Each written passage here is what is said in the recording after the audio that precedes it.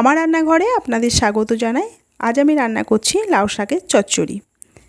আমার এই রেসিপি যদি আপনাদের ভালো লেগে থাকে অবশ্যই লাইক করুন আর আমার চ্যানেলটিকে সাবস্ক্রাইব করুন।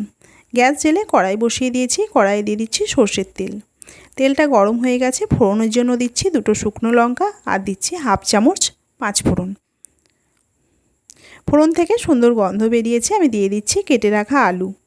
আমি এখানে ছোট সাইজের 2টো আলু কেটে নিয়েছি।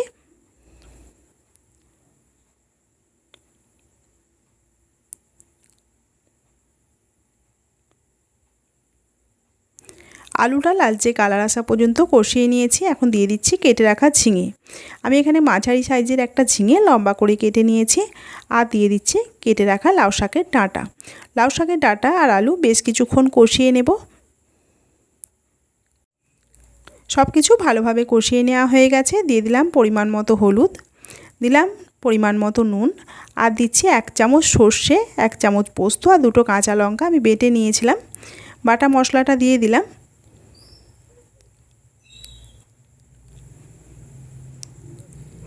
মশলাটা সময় নিয়ে আমি ভালোভাবে কষিয়ে নিয়েছি। এখন দিয়ে দিচ্ছি কেটে ধুয়ে রাখা শাক।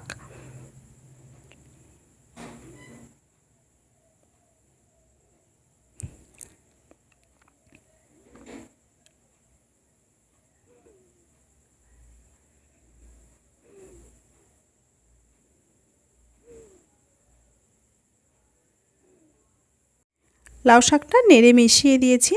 শাক থেকে বেশ কিছুটা জল বেরিয়েছে। এখন আমি ঢাকনা দিয়ে গ্যাসের ফ্লেমটা লোয়েতে রেখে হতে দেব।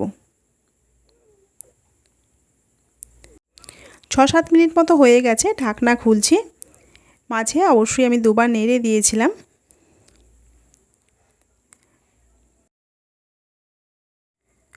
জলটা একদম শুকিয়ে গেছে, ডাঁটা আলু সব সিদ্ধ হয়ে গেছে, বেশ মাখা মাখা হয়ে এসেছে। এই সময় দিয়ে দিচ্ছি 1 চামচ কাঁচা সর্ষের তেল।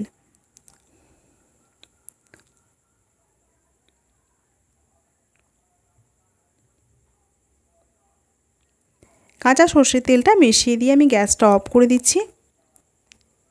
এইভাবে লাউ শাকের চচ্চড়ি বানিয়ে দেখতে পারেন, খেতে খুব ভালো লাগে।